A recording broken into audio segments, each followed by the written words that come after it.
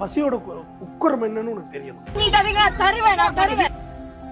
இப்ப நான் குடுக்கறது எல்லாருக்கும் தெரியணும், அதை வந்து வியூஸ் ஆக்கி காசு ஆக்கணும்னு தான் நினைக்கிறாங்க. இர்ஃபான் பாலான்னு ஒரு பையன் சுத்தி கூத்து கோமாளியில் வந்து ஆம்புலன்ஸ் வாங்கி கொடுக்குறான். தகுதிக்கு மீறி புகழும் திறமைக்கு மீறி பணமும் வந்தா இப்படிதான் இருக்கும். ஈகைங்கிறது உணவு தானம்மா. ஜெயலலிதா மீது எனக்கு எவ்வளவு விமர்சனம் இருக்குது, ஆனா அந்த அம்மா உணவுங்கிறது ரொம்ப பிடிச்சிருக்கு. 5 ரூபா இருந்தா நீ சாப்பிடலாம். பிச்சை எடுக்கிறவங்களோட சதவீதம் குறைஞ்சி எவ்வளவு பேர் இப்போ வரைக்கும் சாப்பிட்டு இருக்காங்க சார். அதெல்லாம் ஒரு கொடுத்த விதமே தவறு. யாருக்கும் வந்துட்டு அலட்சியமாலாம் கொடுக்க கூடாது. பிச்சையா போடுறாங்க, கண்ணாடி இறக்கிட்டு போறது. அர்ப்பனுக்கு வாழ்வு வந்தால் அர்த்த ராத்திரில கூட பிடிப்பானா. இவெல்லாம் அர்ப்பன். நான் ஏழைகள்லாம் உனக்கு நான் அவ்வளோ இலப்பழமா போச்சா அதெல்லாம் தெரியுமா? எனக்கு எவனாவது உட்காந்துட்டு இந்த இலவச அரிசி கொடுக்குறதெல்லாம் உட்காந்து பக்கிய மாதிரி பேசிக்கிட்டு இருக்கான் தற்குறிப்பல்ல. அதெல்லாம் ப்ரிவிலேஜஸ்மா. பட்னியா இருந்து பார்த்தா தான் ஒரு வழி தெரியும். கருப்பை புற்றுநோய் குறித்த சந்தேகங்களுக்கான தங்கம் ஹோப்பை இலவசமாய் அணுகுங்கள்.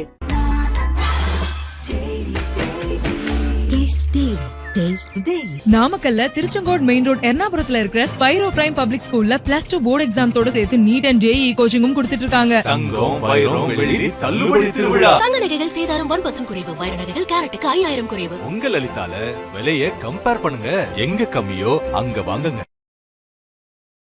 கிங் டிவி நேயர்களுக்கு வணக்கம். நான் உங்கள் கனிமொழி. இன்று நம்முடன் இணைந்திருக்கும் சிறப்பு விருந்தினர் குற்றவியல் வழக்கறிஞர் டாக்டர் RS தமிழ்வேந்தன் அவர்கள். சார் வணக்கம். சார், யூடியூபர் இர்ஃபான் பத்தி தொடர்ந்து கான்ட்ரவர்சிஸ் நிறைய நம்ம கேள்விப்பட்டு இருக்கோம் சார். ஆக்சிடென்ட்ல ஒருத்தவங்களை சாகடிச்சதுல இருந்து பேபியோட ஜெண்டர் ரிவீல் பண்ணது, இப்போ வந்து ரம்ஜான்ல வந்து ஏழைகளுக்கு பரிசு கொடுக்க போய் அது ஒரு கான்ட்ரவர்சியா மாறினது, இதை பத்தி நீங்க என்ன நினைக்கிறீங்க? முதல் விஷயம், நீங்க நபிகள் நாயகம் அந்த குரான் இதெல்லாம் எந்த அளவுக்கு படிச்சிருக்கீங்கன்னு எனக்கு தெரியல. அவர் எந்த அளவுக்கு படிச்சிருக்காருன்னு தெரியல. நான் குரான் ஃபுல்லா படிச்சவன். அதோட எனக்கு இதை முதல்ல அந்த மார்க்கமே ஏற்றுக்காது இவர் செய்கிற வேலைகள் எல்லாம். ஃபர்ஸ்ட் ஆஃப் ஆல், ஒரு குழந்தையோட ஜெண்டர் தெரிஞ்சுக்கிறது வந்து இஸ்லாத்துக்கு எதிரானது. தெரிஞ்சிக்க கூடாது. எந்த குழந்தையாக இருந்தாலும், அது ஊனமுற்ற குழந்தையாக இருந்தாலும் அது இறைவன் கொடுத்தது அப்படின்னு அந்த மார்க்கம் நம்பப்படுகிறது. அது முதல் தவறு. ரெண்டாவது தவறு என்னென்னா, இவர் வந்து குழந்தைக்கு, தன்னோட குழந்தைக்கு பிரசவம் நடக்குது, அதை போய் அந்த தொப்புள் கொடியை போய் தான் வெட்டுறது மிகப்பெரிய அஃபென்ஸ். அந்த சர்ஜரி ரூமுக்குள்ளே போகவே கூடாது நம்ம. ஏன்னா முதல் விஷயம், நம்மள்ட்ட இன்ஃபெக்ஷன் குழந்தைக்கு போவோம், குழந்தையோட தாய்க்கு இன்ஃபெக்ஷன் ஆகும் நம்மளால். இப்போ டாக்டர்ஸ்னால் ஃபுல் கவர் ட்ரெஸ்ஸு, அதனால நம்ம உள்ளே போகக்கூடாது. அதை அனுமதிச்ச மருத்துவர்களும் தப்பு, இவர் போய் அதில் வெட்டினதும் தப்பு, அதை வீடியோ எடுக்க விட்டது அதோட பெரிய தப்பு. இந்த டாக்டர் நம்ம பவர் ஸ்டார் தான் ஒரு படத்தில் வீடியோலாம் எடுத்து மாட்டுவார் தெரியுமா? ஐ திங்க் உதயநிதி படம்னு நினைக்கிறாரு. வீடியோலாம் எடுத்துட்டு என்னோட கட்சிக்காரர் இது மாதிரி வீடியோ எடுத்து ரீல்ஸ் எல்லாம் விட்டுருவார் ஃபேஸ்புக்கில் எல்லாம். கரெக்டாக அது எவ்வளோ பெரிய காமெடியாக பார்த்தோம். அது காமெடி இல்லை, பி சீரியஸ். அதே தான் இவர் பார்த்தார். வாகன விபத்து கூட அவர் மச்சான வேற யாரும் ஓட்டுனதா சொல்லி அப்படி தான் வழக்கு பதிவு பண்ணியிருக்காங்க. Accident is happened. நான் அதையெல்லாம் போய் குற்றமாக சொல்லலை. விபத்துகள் நடக்கலாம், ஆனால் இதெல்லாம் விபத்து கிடையாது. நீங்களாவே கிரியேட் பண்ணுற விஷயங்கள் உங்களுடைய ட்ரெண்டிங்காண்டி. இர்ஃபான்கிற யார்? முதல்ல இர்ஃபான் யார்? ஒரு சாதாரண உணவு ரிவ்யூ பண்ணவர். அதெல்லாம் இப்போ யூடியூப் வந்த பிறகு தானே எல்லாத்தையும் ரிவ்யூ பண்ணோம். முடியாத ரிவ்யூவு அதெல்லாம் ஒன்றும் கிடையாது. இந்த கடையில் சாப்பிடுங்க நல்லா இருக்குது, அந்த கடையில் சாப்பிடுங்க நல்லா இருக்குன்னு அந்த ஹோட்டல்காரவங்க காசு கொடுத்தாங்க, நம்ம கடையை ப்ரமோட் பண்ணுங்கன்னு. வளைச்சி சொல்கிறாங்க, போய் தின்னா நல்லா இருக்குது அந்த கடையில். அன்றைக்கி ஒரு வாத்துக்கறி இட்லி காலைல 5:30 மணிக்கு கிடைக்குதுறான். நான் மெனக்கெட்டு கார் எடுத்துகிட்டு போனோம். பார்த்தா நல்லாவே இல்லை. அது அந்த இட்லியெல்லாம் கல்லாக மாதிரி புளிச்சு போயிருந்துச்சு. ஆனால் இவங்க யூடியூப் சொல்கிறத நம்பி தானே போகிறோம். இவங்க சொன்ன பல கடைகளை நமக்கு தெரியும், ஆனால் நம்பி போகவும் நல்லா இருக்காது. இதோட நீட்சியாக பார்த்தீங்கன்னா, அவர் வந்து அமெரிக்கா போனார். அமெரிக்கா போய் நெப்போலியன் வீட்டுக்கு போய் அப்படியே வீடியோ எடுக்க அப்புறம் தமிழ்நாட்டிலே உள்ள அரசியல் பிரபலங்களோட சாப்பிட்றது, அது ஒரு நிகழ்ச்சியாக போகுது. சாப்பிட்றத வச்சு ஒரு அந்த உட்காந்து எடுக்கிறதுக்கு பதில் சாப்பிட்டுக்கிட்டே பேசுகிற மாதிரி ஒரு ரிவ்யூ போகுது. அது நிறைய பேரை பார்த்தோம். வர்ச்சூர் செல்வம் கூட ஒரு பேட்டி கொடுத்துருந்தாரு அண்ணன். இப்போ ஜான் பாண்டியன் கூட ஒரு பேட்டி கொடுத்துருந்தாரு. ஏன் கனிமொழி மேடமே ஒரு பேட்டி கொடுத்துருந்தாங்க. உதயநிதி சார் ஆமாம் கொடுத்துருந்தாங்க. நிறைய சொல்கிறேன், அவங்க வீட்டு ஃபுட்டை பற்றி ரிவ்யூ பண்ணுறது. அது சந்தோஷமான விஷயம், அதை அவங்க எடுத்துக்கிறாங்க. ஆனால் இந்த ரம்ஜான் அப்படிங்கிறது முதல்ல என்னென்னு அவர் இர்ஃபானுக்கு நடத்துவோம் பாடத்தை. பட்னியாக இருக்கணும். காலையில் வெளிச்சம் வந்ததுலேருந்து இரவு வெளிச்சம் மறைகிற வரை நீ பட்னியாக இருக்கணும். எதுக்காண்டின்னு முதல் விஷயம் சொல்லிடுறேன். நபிகள் நாயகம் சொன்னது, மற்ற ஒருவனுடைய பசி உனக்கு தெரியணும். அவன் மற்றவன் பசிச்சா எப்படி இருக்கும், அந்த பசியோட உக்கரம் என்னன்னு உனக்கு தெரியணும். எச்சு கூட முழுங்கக்கூடாது. எச்சையா முழுங்க, அதுலேயும் சயின்ஸ். எச்சுங்கிறது செரிமானத்தை பண்ணி உண்டு பண்ணுறது. நீ வெறும் வயிறாக இருக்குள்ள எச்சி முழுனா அந்த அமிலம் என்ன ஆகுனா வயிற்றுல போய் குடலை புண்ணாக்கிடும். பச்சை தண்ணி குடிக்கக்கூடாது, எச்சை துப்பணும். ஒரு சொட்டு கூட நீ இது பண்ணிடக்கூடாது. பகல் முழுவதும் பட்னியாக இருக்கணும். இரவில் சாப்பிட்டுக்கலாம், காலைல 4 மணிக்கு நோம்பு திறக்கிறதுக்கு முன்னாடி சாப்பிட்டுக்கலாம். இவ்வளோ ஒரு புனிதமான விஷயம் இது ஒன்று. இன்னொன்று சயின்ஸ். நீ எவ்வளோ நாள் நம்ம உடம்பு பூரா சாப்பிட்டு கொழுப்பு எல்லாம் நம்ம உடம்புல சேர்ந்து டெபாசிட் ஆகிருக்கும் லிவரில். அப்போ நீங்கள் இந்த நோம்பு இருக்கக்குள்ள என்ன ஆகுனா அந்த கொழுப்பெல்லாம் எடுத்து சாப்பிட ஆரம்பிக்கும் உடம்பு. பகலில் சாப்பிட ஆரம்பிக்கல உடம்பு ஹெல்த்தி ஆகும். உங்களை உடம்பு வந்து எஃப்சி விடுற மாதிரி, லாரியெல்லாம் எஃப்சி விடுறோம்ல, அந்த மாதிரி உடம்பை சரி பண்ணுற ஒரு மகத்தான மருத்துவம் அதில் இருக்கிறது. நான் நோன்பு இருந்தேன், உங்களுக்கு தெரியும். நான் இஸ்லாமியன் கிடையாது. ஆனால் அதில் உள்ள சயின்ஸ் எனக்கு பிடிச்சிருந்தது. அடுத்தவன் பசியோட கொடுமை எப்படி இருக்குன்னு நான் தெரிஞ்சுக்கிட்டேன். இது எல்லாம் முடிஞ்சு ரம்ஜான் அன்னைக்கு என்ன செஞ்சாங்க, 27வது நாள் நைட்டு பார்த்தீங்கன்னா ஃபுல் டே நோன்பு ஊதுவாங்க. அதாவது பள்ளிவாசலில் திருக்குரான் ஊதப்படும். விடிய விடிய தொழுகை, விடிய விடிய தொழுகை. 31ஆம் நாள் டிக்ளேர் ஆகிடுது. அப்போ நம்ம வீட்டுக்கு பிரியாணி வந்து, உங்கள் வீட்டுக்கு வந்திருக்கும், எங்கள் வீட்டுக்கு வந்துச்சு பிரியாணி வந்திருக்கும். இஸ்லாமிய சகோதரர் கொண்டாந்து கொடுப்பாங்க. காரணம் எங்கள் வீட்டில் ஃபங்க்ஷன் முடிஞ்சுது, சாப்பிடுங்க அப்படின்னு கொண்டாந்து கொடுக்குறது தான் ஒரு ஃபங்க்ஷன். டெய்லி சாயந்தரம் நோன்பு கஞ்சி உண்டு. அதை வாங்கி குடிச்சிங்கன்னு வைங்க, அவ்வளோ ஹெல்த்தியாக இருக்கும், டேஸ்டியாகவும் இருக்கும். மட்டனை போட்டு அரைச்சி அது நிறைய வெஜிடபிள்ஸ் போட்டு அரிசி வச்சு செய்கிறது. உண்மையிலே சீக்கு உடம்பு ஜுரங்கரம் வந்து அது நோன்பு கஞ்சி வச்சு சாப்பிட்லாம். அவ்வளோ முடிஞ்ச உடனே இவர் முடிஞ்சுது, நோன்பு முடிஞ்சுது. நோன்பு வைக்க போனப்பெல்லாம் எந்த பள்ளிவாசல் போனான்னு தெரியல. நான் போய் பள்ளிவாசலில் நோன்பு திறந்தேன், நீ பார்த்துருப்பீங்க. எங்கே போனாருன்னு தெரியல. அங்கேருந்து வந்து எல்லாருக்கும் நன்கொடை கொடுக்குறாரு அவர் மனைவியோடு வச்சுட்டு. அதில் அவர் கொடுத்த விதமே தவறு. யாருக்கும் வந்துட்டு அலட்சியமாலாம் கொடுக்கக்கூடாது. பிச்சையை போடுறாங்க, கண்ணாடி இறக்கிட்டு போகிறது. அது சிக்னலில் நிற்கிறோமா, கண்ணாடி திறந்து இறங்க முடியாது, கதை வீட்டிக்கு அடுத்த வண்டியில் டக்குன்னு வண்டி மூவ் ஆகிடும், வண்டி ஆஃப் ஆகிடும், கியர் தவறி யாராவது தள்ளி விட்ருவாங்க, இவ்வளோ பிரச்சனை இருக்குது. அப்படி இருக்கக்குள்ள வண்டிக்குள்ளேருந்து போடுறாரு. போடவுள்ள அந்த மக்கள்லாம் கையை நீட்டி கேட்குறாங்கல்ல, உங்களுக்கெல்லாம் அறிவே இல்லையா? அவர் சொன்ன வார்த்தைகள், என்ன இப்படி நடந்துக்கிறீங்க அப்படின்னு ரொம்ப ஏளனமா. ஏன்னா அவங்க மனைவியோட கையெல்லாம் பிடிச்சி இழுத்ததா அவங்க சொன்னாங்க. அதனால கூட திட்டிருக்கலாம்ல. அவர் ஒரு கணவர்ன்றதுனால தன் மனைவிக்கு கண் முன்னாடியே இப்படி பிடிச்சி இழுக்கிறாங்களே ஒரு ஆண் இழுக்கும் போது அவர் கேட்க தானே செய்வார். அது யுவர் பேர்ன் சில்வர் ஸ்பூன் அப்படின்னாக்க நீங்கள் அங்கே வரக்கூடாது. நீங்கள் ரொம்ப உயர்வானவர்கள், நீங்கள் வந்து எப்படி சொல்கிறது, தங்கத்தட்டிலே தான் சாப்பிடுவோம், எம்கேடி தியாகராஜ பகவதர், என்எஸ் கிருஷ்ணன் அளவுக்கு நீங்கள் கோடீஸ்வரன்னா அங்கெல்லாம் வரக்கூடாது. பொது இடத்துக்கு வர்றீங்க, அப்படி உடனே நீங்கள் கீழே இறங்கி இருந்தீங்கன்னா உங்களை யாரும் இருக்க போகிறாங்களா? அது எப்படி இழுத்தாங்கன்னு சொல்லி அது எப்படி அந்த வார்த்தையை நம்ம கொச்சையாக எப்படி மாற்றுறது? ஒரு பொருளை கை நீட்டி வாங்கக்குள்ள கை படுறது இயற்கை தானம்மா, இயற்கை தானே. அப்போ நீங்கள் ஒரு கொடுக்க வந்த விதம் எப்படி, கார்லேயே உட்காந்துட்டு அதை வீடியோ காப்பி பண்ணுறீங்க. முதல் விஷயம், வலது கைக்கு கொடுத்தது இடது கைக்கு தெரியக்கூடாது அப்படின்றதே சொல்லியிருக்காங்க. இவ்வளோத்துக்கு இவ்வளோ இவர் என்எஸ் கிருஷ்ணன் இருக்கார்லம்மா, அவரோட டிரைவர் வந்து ஒரு கல்யாண பத்திரிக்கை வச்சுருக்காரு, திருமண பத்திரிக்கை. இவர் நொடிச்சு போயிட்டார். என்எஸ் கிருஷ்ணன் ஒன்றுமே இல்லை, நொடிச்சு போயிட்டார், ஆல்மோஸ்ட் திவால். இப்படியே பார்த்துட்டு கையில் குடிச்சிக்கிட்டு இருந்த டம்ளர், வெள்ளி டம்ளர் பார்த்தேங்க. இவ்வளோ பெரிய மனுஷன் கையில் குடிச்சிருந்த டம்ளர், வெள்ளி டம்ளர் அதான் இருந்துச்சு. கடைசா எல்லாம் கொடுத்துச்சு. பிடிச்சபடியே அப்படியே கீழே டீயை ஊற்றிட்டு தண்ணியில் பிடிச்சிருந்தா டம்ளரை பிடினாராம். இந்த புடி அப்படின்னு ஏங்க அதை ஒழுங்காக ஒரு தட்டுக்கிட்டில் வச்சு கொடுக்கக்கூடாதான்னு மனைவி கேட்டுச்சான். அப்படி இல்லடி, கொடுக்குற நாளைக்குள்ளே மனசு மாறிட்டுனா என்ன பண்ணுறது? எப்படியே நான் உள்ளே வந்து தட்டு வச்சு ரெடி பண்ணி அவனுக்கு வெத்தலை பாக்கு பழத்தோட கொடுக்கறதுக்குள்ள மனம் மாறிவிட்டால் என்ன செய்வது? கொடுக்க வேண்டும் என்ற மனம் வந்த போதே கொடுத்து விட வேண்டும். எவ்வளோ உயர்வான ஒரு தத்துவம் அந்த மனுஷன்ட்ட இருந்திருக்கு பாருங்க. இவர் என்ன குடைவள்ளல் பாரியா அவரு? இவர் அப்போ கூட அந்த மாதிரி பண்ணுவாங்க தெரிஞ்சிருந்தா எதுக்கு சார் மனைவியை கூட்டிட்டு போகணும்? அந்த ஒரு கேள்வியும் வருது இல்லை. இது மனைவி எதுக்கு நீங்கள் கூட்டிகிட்டு போகணும்? இது வந்து விஜய பார்வதி அட்வைஸ் பண்ணுற அளவுக்கு ஆகி போச்சு இருப்பார் நிலைமை. அவங்க கேட்ட கேள்வியும் சரியா தானே இருக்கு. அப்சல்யூட்லி, நான் அதை மாற்றியே சொல்லலை. நான் அவங்க தப்பாவெல்லாம் கேட்டாங்கன்னு சொல்லலை. அவங்க வந்து வச்சு பங்கமாக இந்த ஆளை செஞ்சுட்டாங்க, பிடிச்சி வச்சு நல்லா வண்டையாக கேட்டாங்க. நீ என்ன அப்படி என்ன பாரி வரலா, நீ என்ன அப்படி கொடுத்துட்டு போயிட்டான்னு. அதாவதுமா, முல்லைக்கு தேர் கொடுத்தான் பாரி, ரைட்டு தானே? ஆனால் அதுக்கே எனக்கு கான்ட்ரவர்சியான கருத்து உண்டு. நீ அரசன், நேராக போயிட்டு அரசவைக்கு போயிட்டு அந்த முல்லைக்கு ஒரு பந்தல் செடி போட்டு விடுங்கடா, அது தள்ளாடிக்கிட்டு நிற்கிது அப்படின்னு சொல்லலாம்ல? சொல்லியிருக்கலாம். சொல்லியிருக்கலாம்ல. இல்லை நீ மன்னன், அரசவையில் இருந்து கூட்டத்து முல்லைச்செடி அப்படியே பேர்றா, பேத்துட்டு போய் ஒரு நல்ல மதில் சோறு உரமா நம்ம அரண்மனை உரத்தில் வைடா, நல்லா இருந்துட்டு போட்டு சொல்லியிருக்கலாம்ல? தேரை விட்டு போறீங்கன்னா உனக்கு எவ்வளோ நக்கல் உனக்கு? நிறைய இருந்திருக்கும் கொடுத்துட்டு போயிருப்பாரு சார். உன்னோட செல்வ செழிப்பு அப்படி இருந்திருக்கு, இப்படிதான் அர்த்தம். ஆனா உண்மை அர்த்தத்தை சொல்லிடுறேன். ஏன்னா நான் எல்லாத்துக்கும் ஒரு குதர்க்கமான அர்த்தம் வச்சிருப்பேன். உண்மை அர்த்தம் என்னன்னா, ஒரு கொடைவள்ளல் தன் நாட்டில் வந்து ஒரு முல்லைச்செடிக்கு தான் தேரே விட்டெறிஞ்சிட்டு போக முடியும் ஒரு மன்னனால நடந்து, அப்படிங்கிறது தான் அதுக்கான மீனிங். அப்படிப்பட்டவர்கள் வாழ்ந்த நாட்டுல இப்ப இந்த மாதிரி ஒரு ஆளை பார்க்கும்போது அது எப்படி சார் இருக்கு உங்களுக்கு? அல்பையா இருக்கு, வேற என்ன இருக்கு அல்ப. சரி, நம்ம வந்து இவர் எங்க இருந்து வந்தாரு அப்படின்றதையும் நம்ம அதுதான்மா, பார்க்கணும். அதுதான் அது பேர் புது பணக்காரன்னு சொல்லுவாங்கம்மா. ம். அர்ப்பனுக்கு வாழ்வு வந்தால் அர்த்த ராத்திரியில் கூட பிடிப்பானா. இவெல்லாம் அர்ப்பன், புது வாழ்க்கை புது பணம். இன்னும் கையில் காலில் தலைகால் புரியாதும்பாங்க. தலைகால் புரியல அவனுக்கு. நான் ஏழைகள்லாம் உனக்கு நான் அவ்வளோ இலப்பழமாக போச்சா? நீ தான் நான் உன் வீட்டு வாசலில் வந்து கையெடுத்துனாங்க. ம். நீ என்ன ஏங்க, அரசாங்கம் கொடுக்குற சலுகைகள் ப்ரிவிலேஜஸே இலவசம் கிடையாது, தெரிஞ்சுங்க. இன்னும் இங்கே யாரும் பிச்சையெல்லாம் போடல. இந்த நாட்டுடைய கடமை.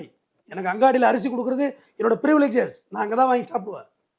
இங்கே இருக்கணும் பிச்சைலாம் கிடையாது. கவர்மெண்ட் எனக்கு பஸ்ஸு கொடுக்கணும் இலவசமாக, நான் ஏறி போவேன். எனக்கு ரயில் கொடுக்கணும், நான் ஏறி போவேன். இதெல்லாம் ப்ரிவிலேஜஸ், ஏழை கிடையாது, பிரகாரம். ஆனால் இவங்க இன்னும் ஒரே நாள் வந்து வீடியோ எடுத்து போட்டு ப்ரமோஷன் பண்ணிட்டு, ஏன் போ ஒரு பள்ளிவாசலுக்கு கஞ்சி காய்ச்சி போடு, ஒரு பெஞ்ச் வச்சு உங்கள் வீட்டிலே வச்சு பிரியாணி கொடுங்க.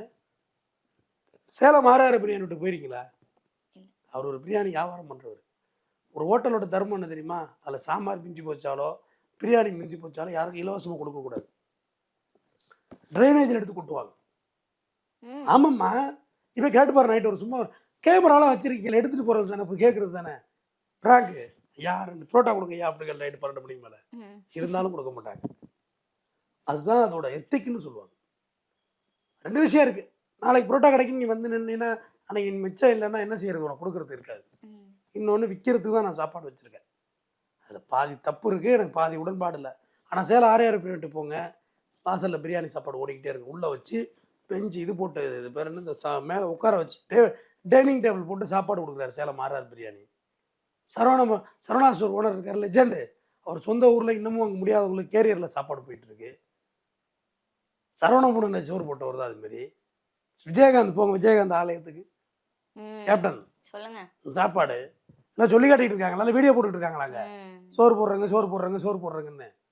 சார், வீடியோ போடுறீங்கன்னும் போது இப்ப எல்லாருமே சார் இடது கைக்கு கொடுத்தா வலது கைக்கு தெரியாதுன்னு சொல்ற மாதிரி, இப்ப நான் கொடுக்கறது எல்லாருக்கும் தெரியணும், அதை வந்து வியூஸ் ஆக்கி காசு ஆக்கணும்னு தான் நினைக்கிறாங்க. இர்ஃபான் பாலான்னு ஒரு பையன் சுற்றின்னு இருக்கான், குக்கு வித்து கோமாளியில் வந்து ம். ஆம்புலன்ஸ் வாங்கி கொடுக்குறான் அவன். ம்.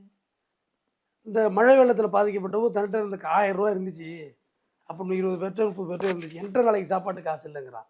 வீடியோ போடுறது போட்டோ பிடிக்கிறது எனக்கு ஆதரிக்கிறதுலேயே ஒரு மனப்பான்மை இருக்குது.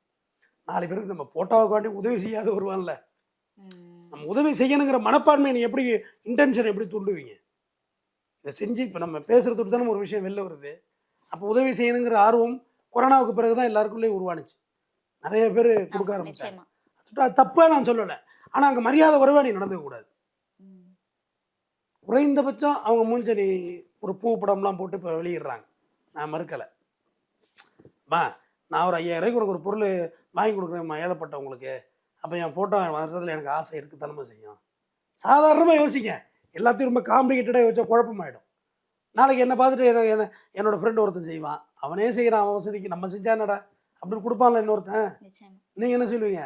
சார் நான் ஏன் சார் தாங்க சார் 500 ரூபா யாராவது அதை ஏழைக்கு கொடுங்கன்னு கொடுப்பீங்கல்ல. ஃபண்டு உருவாகும்லம்மா. அதனால் அது எனக்கு பெருசாக தப்பாக தெரியல. பட் நீங்கள் பேசுகிற விதம் தவறுங்கிறது தான் என்னோட கருத்து. சார், இந்த இர்ஃபானோட வீடியோலயே இவர் அந்த பரிசு கொடுக்குறாரு ஒருத்தருக்கு, அவரு சாமி நல்லா இருக்கணும் அப்படின்றாரு. இதை கேட்ட இர்ஃபானுக்கு மட்டும் சந்தோஷமா இருக்கு. ஒரு பக்கமா அதை ஆர்ப்பரிச்சுட்டு வாங்குறது வந்து இவருக்கு கஷ்டமா இருக்கு, நக்கல் அடிச்சு ஒரு மாதிரி நெக்கலா கேலி கூத்தா சிரிக்கிறாங்க. இது எப்படி பாக்குறீங்க நீங்க? அதுதான்மா, இவர் பேர்னிங் சில்வர் ஸ்பூன் இவர் நினச்சிக்கிறாருமா. இவர் எங்கே இருந்து வந்தாருன்னு தெரியுமா எல்லாருக்கும்? ம். இவர் அப்படி இப்படி பிடிச்சாரு, நாளை ரிவ்யூ எடுத்தாரு, அங்கங்கே பிடிச்சாரு, அப்படி இப்படி இப்படி இப்படியே ரொம்ப, அதாவது தகுதிக்கு மீறி புகழும் திறமைக்கு மீறி பணமும் வந்தால் இப்படி தான் இருக்கும். அது எப்படின்னு பிரட்டி கூட போட்டுக்கலாம். திறமைக்கு மீறி புகழும் தகுதிக்கு மீறி பணமும் எப்படி வேணால் மாற்றி, ரெண்டுமே ஒரே அர்த்தத்தில் உல்டா மீனிங் தான். அது அப்படி வந்தால் இப்படி தான் இருக்கும். திடீர்னு வந்துடுது, வலிக்காமல் வந்துடுது, வித்தவுட் பெயின் வந்துடுதுங்குள்ள உங்களுக்கு சில செல்வாக்கு இருக்குது, சில பின்னணியில் சில பேர் இருப்பாங்கங்கிற நம்பிக்கையில் இது மாதிரிலாம் நடந்துக்கிறது. அந்த ஆணவத்தன்மை இறங்கி தாம கொடுக்கணும், இறங்கி தாம கொடுக்கணும். உணவு ம். கர்ணன் இருக்காருல, கர்ணன் மகாபாரதம், அது கட்டுக்கதையாக இருக்குது, உண்மை கதை, அதை பற்றியெல்லாம் பேச விரும்பலை. அது பெரிய லாங் சப்ஜெக்ட். அது நீங்கள் பிறக்கிறதுக்கு முன்னாடி நான் பிறக்கிறதுக்கு முன்னாடி உருவான ஒரு விஷயம். அதை பற்றியெல்லாம் விளக்குற அளவுக்கு எனக்கு அறிவு இல்லை. அதில் கண்ணன் வந்து கொடுத்தே சிவந்த கரம், கவச குண்டலத்தோடு பிறந்தவனே பிச்சை எறிஞ்சு கொடுத்தான். ஆனால் அப்போ ஒருத்த சாப்பாடுன்னு வந்த போது அங்கே சாப்பாடு போடுறாங்க போங்கன்றான் கர்ணன். இந்த சாப்பாடு போடுறாங்க போ உட்காருங்கிறான் அரண்மனையில். அடிச்சுட்டு போய் பசியில் உள்ளோட சாப்பாடை வைக்கவில்லை, அதான் கர்ணனுக்கு அந்த புண்ணியம் வந்து சேரலன்னு ஒரு வரலாறு சொல்கிறாங்க, நம்முடைய ஸ்டோரி சொல்லுது. அப்போ அந்த அளவுக்கு ஒரு புனிதம், ஒருத்தனோட கஷ்டத்தை போக்குறது, ஒருத்தனோட ஈகைங்கிறது உணவு தானம்மா. ஜெயலலிதா மீது எனக்கு எவ்வளோ விமர்சனம் இருக்குமா, நான் இன்றைக்கும் சொல்கிறேன். நான் சார்ந்திருக்கும் இயக்கம் வேறு, எனக்கு விமர்சனம் இருக்குது. ஆனால் அந்த அம்மா உணவுங்கிறது எனக்கு ரொம்ப பிடிச்சிருந்தது. 5 ரூபா இருந்தால் நீ சாப்பிட்றலாம். பிச்சை எடுக்கிறவங்களோட சதவீதம் குறைஞ்சி எவ்வளோ பேர் இப்போ வரைக்கும் சாப்பிட்டுட்டு இருக்காங்க சார். இந்த கவர்மெண்ட் இன்னமும் அதை செம்மைப்படுத்தியிருக்காங்க. 5 ரூபாய்க்கு சாப்பாடு, 5 இட்லி, 2 ரூபாய்க்கு 3 ரூபாய்க்கு பொங்கல், மத்தியானம் 4 ரூபா இருந்தால் ஒரு சாப்பாடு, அதாவது இந்த வெரைட்டி ரைஸ், நைட்டு ஒரு 5 ரூபாய், 15 ரூபா இருந்தால் போதுமா, நீ 3 வேளை சாப்பிட்றலாமா. இதெல்லாம் நான் என்ன மாதிரி பசியோட பட்டியோட மெட்ராஸில் சுற்றினோட தெரியும். இதோட பலி என்னன்னு, காலைல ஒரு டீ, ஒரு போண்டாமா. அந்த போண்டா வந்து அந்த மைதாவில கலந்து வெங்காயத்தை போட்ட எண்ணெயிலே போட்டு அது இருக்கும். அது நார்மலாகவே செரிக்காது. எப்படி செரிக்கும், இவ்வளோ இது கெமிக்கலாக இருக்குது. அதை சாப்பிட்டு ஒரு டீ குடிச்சிட்டு சுற்றுவோம் காலையில். மதியானம் ஒரு சாப்பாடு, இன்னும் சொல்ல போனால் மத்தியான சாப்பாடை வாங்கி வைத்திருந்து அதில் மிச்ச சோத்தை வந்து நான் இரவு சாப்பிட்ருக்கேன். அது விட்டு அம்மா உணவுனா இப்போ கிடையாது. அது விட்டு நான் அதை எப்பயுமே ரொம்ப எஃபெக்டிவாகவும் ரொம்ப ரெஸ்பெக்டிவாகவும் நான் அந்த சிஸ்டத்தை பார்ப்பேன். காமராசர் மதிய உணவை கொண்டு வந்தார், கலைஞர் சத்துணவாக மாற்றினார். அதெல்லாம் தெரியுமா? நீங்கள் எவனாவது உட்காந்துட்டு இந்த இலவச அரிசி கொடுக்குறதெல்லாம் உட்காந்து பக்கிய மாதிரி பேசிக்கிட்டு இருக்கான் தற்கொலை பயலுங்க. அதெல்லாம் ப்ரிவிலேஜஸ்மா. பட்னியாக இருந்து பார்த்தா தான் அதோட வலி தெரியும். எங்கள் நாட்டில் பட்னியாக இருக்காது, எல்லாருக்கும் சோறு இருக்குங்கிறது எவ்வளோ பெரிய கௌரவமான விஷயம். அதை நீ எவ்வளோ பணிவோடு செய்யணும். ஒரு நல்ல திட்டத்தை நான் எதுக்காண்டி வரவேற்று பேசணும்னா, நல்ல விஷயங்களை வரவேற்கணும்ல. இர்ஃபான் இறங்கி ஒரு கேரி பேக்கில் ஒரு ஒரு ஒரு பொங்கு மீன், ஒரு கண்டெய்னர் பிரியாணி வச்சு மரியாதை எல்லாரும் கொடுத்துட்டு போயிருக்கலாமே. அதை ஃபோட்டோ பிடிச்சி போட்டிருக்கலாமே. வண்டிக்குள்ளே உட்காந்துட்டு நம்ம இது மாதிரி இப்படி இந்த மாதிரி கான்ட்ரவர்சியாக போட்டால் தானே சார் வியூஸ் போகும், அவங்கள பற்றி பேசுவாங்க. அப்போ பேசுவாங்க தாம்மா, எல்லோரும் பேசுவாங்க தான், அதை வாங்கிக்க வேண்டியதான். அப்படின்னு நீங்கள் இப்போ வியூஸ் போகும் அவருக்குன்னு சொல்லி நான் பேசியே இருக்க மாட்டேன் இவ்வளவு.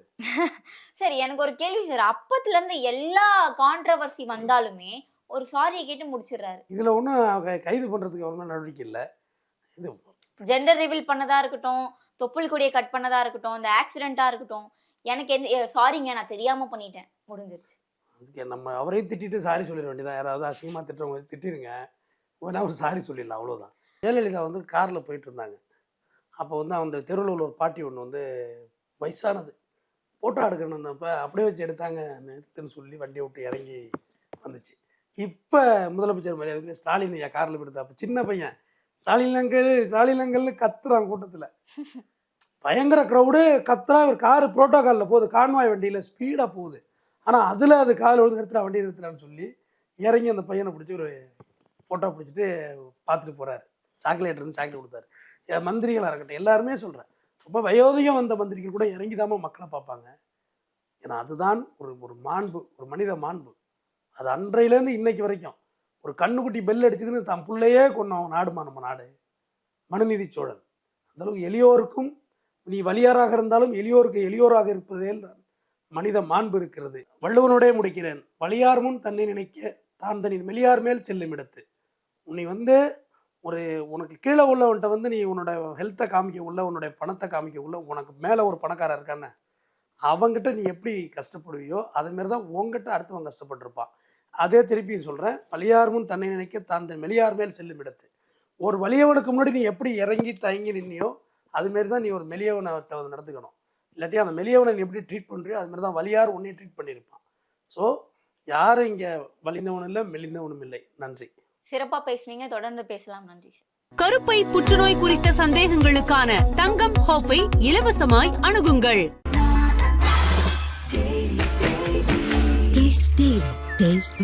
நாமக்கல்ல திருச்செங்கோடு மெயின் ரோட் எர்ணாபுரத்துல இருக்கிற ஸ்பைரோ பிரைம் பப்ளிக் ஸ்கூல்ல +2 போர்டு எக்ஸாம்ஸோட சேர்த்து நீட் அண்ட் JEE கோச்சிங்கும் கொடுத்துட்டு இருக்காங்க. தங்கம், வைரம், வெள்ளி தள்ளுபடி திருவிழா. தங்க நகைகள் சேதாரம் 1% குறைவு, வைர நகைகள் கேரட்டுக்கு 5000 குறைவு. உங்க லலிதால விலையை கம்பேர் பண்ணுங்க, எங்க கம்மியோ அங்க வாங்க.